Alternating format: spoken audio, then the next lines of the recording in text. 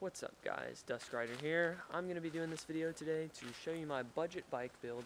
It is a 2015 Honda GROM. Built it for stunning. I got a lot of cheap solutions in here to some problems that a lot of you guys might have. I know a lot of you that watch the channel might not be able to invest hundreds of thousands of dollars into stunt parts like me, so I'm going to walk you through this build step by step.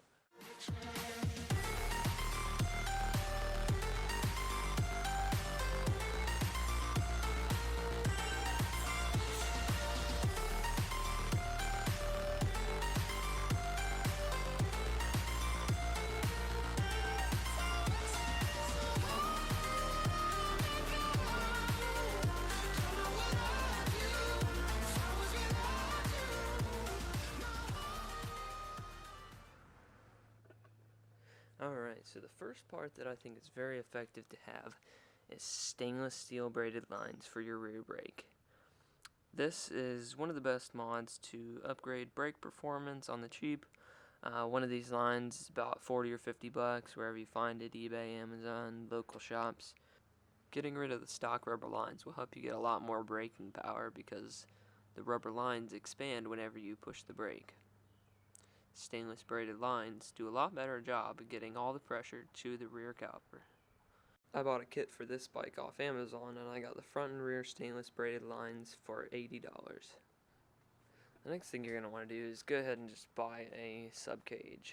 Now, a lot of people say, well, why do you need that? Well, you're going to be buying a lot of brake lights if you plan on getting back to balance point, unless you're really good, like me.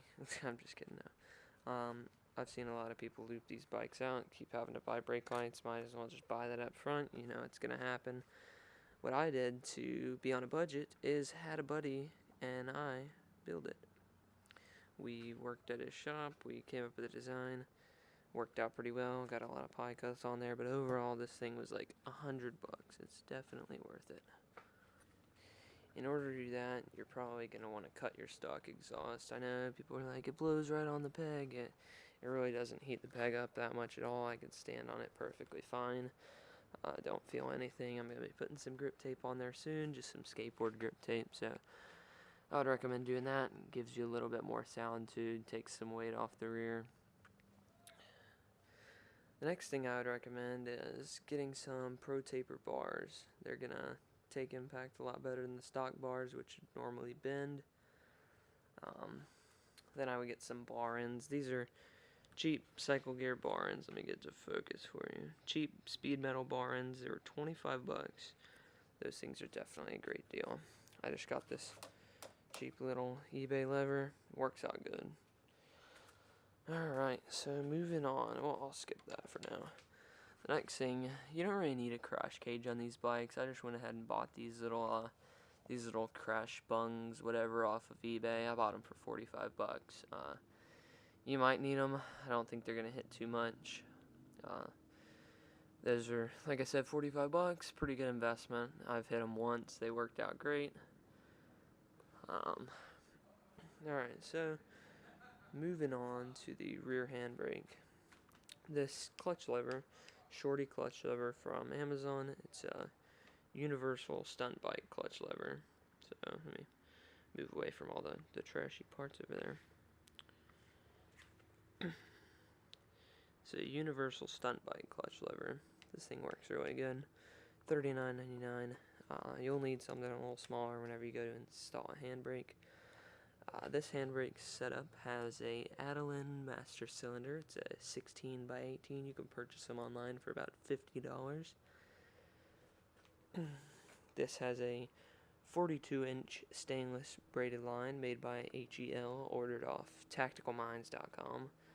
It was $60, and the reason it's 42 inches is because it runs down to a junction valve. This junction valve replaces where your rear reservoir used to go, and it is all operated off of the reservoir up top. This allows you to have a handbrake and a foot brake operated off of two master cylinders, the one Adelin up there that I showed you, and then this one back here, which allows you to only use one single caliper in the rear without having to hook up a dual caliper setup, which would cost a lot of money, and affect the rules of this budget build. So the only setback of having a junction valve is that whenever you would push the rear brake in, the handbrake comes out, and whenever you pull the handbrake in, the rear brake comes up. So it's kind of weird. If you have your hand and your foot on both, you can feel what you're doing on each of them. Some people don't like it. I'm kind of getting used to it. But if you bleed it right, you don't have to do what people say, where you pump whichever one you want to use. It doesn't work like that. Those are systems that people have bleeded that left air bubbles in it. This one does not have any air bubbles, so it works perfectly fine. I would definitely recommend this.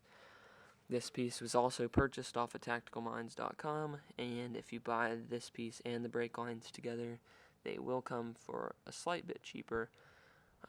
Keep in mind that the brake lines come from a different shipper, so even though you order it off Tactical Minds, still expect a couple days after you receive your junction valve to receive the brake lines.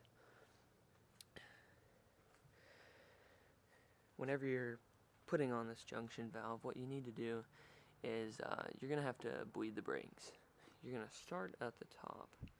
You're going to bleed up top. You need to make sure that this bleeder valve is facing up. So what we did is we unscrewed this, flipped it upside down so the bleeder valve was facing up. You need to bleed the top brakes first. Once you start feeling a little bit of pressure and start seeing not too many air bubbles coming out of your bleeder valve, you're going to need to stop up here, and you're going to need to transfer to the bottom. You're going to bleed the rear brakes, and once you start noticing a little bit of pressure coming back, you need to get full pressure at the bottom. Once you get full braking pressure at the bottom, you're going to stop your bleed here, and you're going to go back up to the top and bleed. And then once you get full pressure up here, you'll be good to go. The handbrake works good. I would definitely recommend doing this. Another thing on my bike is the headlight setup. It doesn't really involve much for stunning, but I definitely just went ahead and set this OEM Honda racing bracket up, and it has one of the Cree, excuse the loud noises in the background. It has a Cree, oh my gosh, Cree LED light bar. It's got 6 LEDs in it. It's very bright at night. It does a pretty good job of lighting up the road and blinding other drivers. I was able to keep my blinkers under here by screwing them into the points where the old headlight used to mount. The stock GROM headlight is 12 volts of alternate current, and you need direct current for these lights to work. So instead of messing around with the wiring harness, I just went ahead and wired up a switch right here. It goes straight to the battery. Let me get that switch for you. Try and make it where you can see it. You're probably not going to be able to. Well, it is right here. Yeah, you probably aren't.